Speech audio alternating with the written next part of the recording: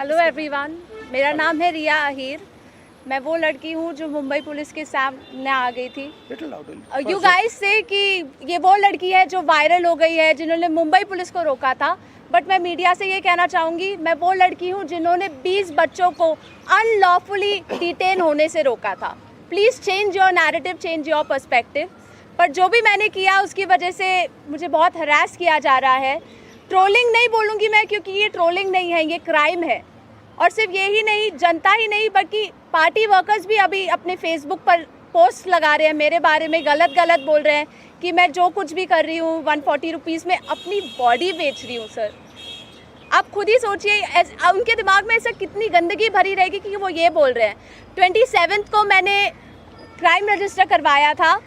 आज 5 तारीख है, मेरे हाथ में अभी तक FIR नहीं आया है। ना ये बेटियों को पढ़ने दे रहे हैं, ना ये बेटियों को बचने दे रहे हैं। मैं बस आपसे इतना कहना चाहूँगी कि एज मीडिया हमारी सबकी रिस्पॉन्सिबिलिटी होती है कि जिन बच्चों के लिए मैं खड़ी थी अब वो मेरे लिए खड़े हैं। एज ए सिटीजन हमारी भी रिस्पॉन्सिबिलिटी है कि एक दूसरे के लिए हम खड़े रहें। Thank you. एक सेकंड। हेलो, इनके बारे में मैं कहना चाहता हूँ। इनको पैलेट गन इंजरी हुई थी, ये थोड़ा आपको बताएंगे कि कहा जा रहा है कि पैलेट गन यूज़ नहीं की गई, ये आपको थोड़ा बताएंगे। मेरा नाम नूतन टोप्पो है और मैं झारखंड से बिलोंग करती हूँ। और प्लेट गन मैं अपने आँखों से देखी थी कि हमारे साइड गन पॉइंट किया हुआ था, और जैसे ही मैं मुड़ती हूँ ऐसे पीछे से मुझे गन फायर किया गया। और मुझे अच्छी तरह से पता है, मुझे गन से ही फायर में लगी है, प्लेट गन से ही लगी है, बस मुझे ये पता है। पर जब देश में जंतर मंतर में 20 तारीख और जब अन्याय के खिलाफ हमें खड़ा होने का मौका मिले, हम खड़ा होंगे जरूर। मैं फरहनाज उत्तर प्रदेश से आई हूँ।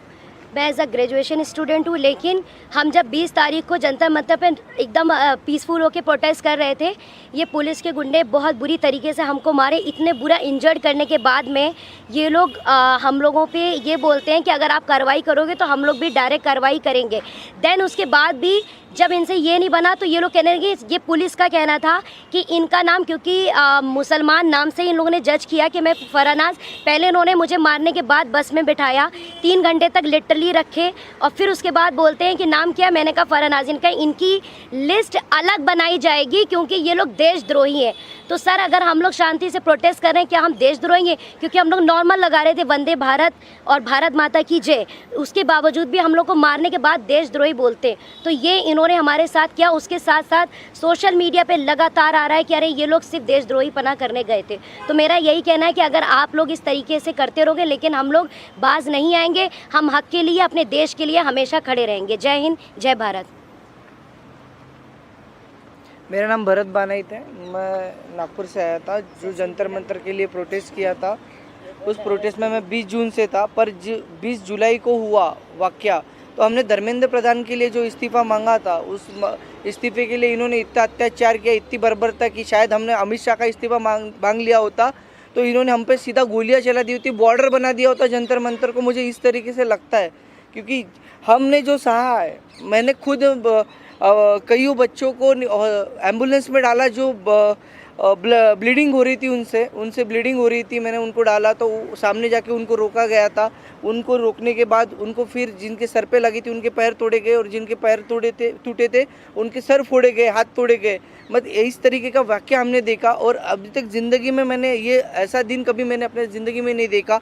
और ये मेरे ज़िंदगी का ब्लैक डे था, और ये ज़िंदगी में किसी के नहीं आना चाहिए। इसलिए सबने एक साथ सब खड़े हुए, और जैसे मुझे मारा गया तो लोग मुझे देख के आए। पर अभी हमें लगता है कि उस दिन अगर हम रुकते नहीं जंतर मंतर पे, तो ये लोकतंत्र का आखिरी दिन होता। यही मैं कहना चाहता हूँ। धन्यवाद। हाय एवरीवन, मेरा नाम मुस्कान है।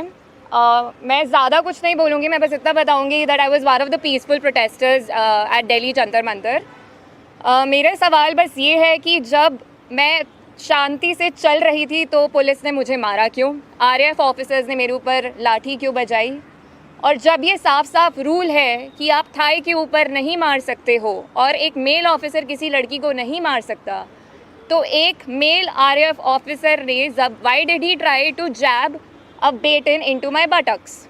मेरा बस इतना सा सवाल है। और अगर इसके लिए जिसको भी उसने ऑर्डर दिया था, अगर वो आके मुझसे माफ़ी मांग ले तो मुझे भी बहुत खुशी मिल जाएगी। एंड सेकेंडली, क्योंकि मैंने बोला कि मेरा नाम मुस्कान है, मैं एडिशनली ये भी ऐड करना चाहूँगी कि सरनेम मेरी शर्मा है। और ये मैं इसीलिए बता रही हूँ क्योंकि आजकल हर कोई मान के बैठा है कि मैं मुस्लिम हूँ और इसीलिए मुझे और ज़्यादा गालियाँ मिल रही हैं।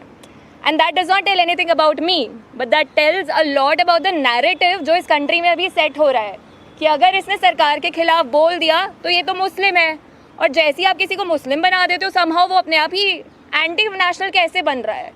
तो हम इस नैरेटिव को बहुत ज़्यादा आजकल फॉलो कर रहे हैं, और ये जितनी भी ट्रोलिंग आजकल हो रही है इंटरनेट पे, जितना भी हरासमेंट हम लोग फेस कर रहे हैं, ये इस कंट्री का नैरेटिव बताता है बहुत साफ साफ। थैंक्स।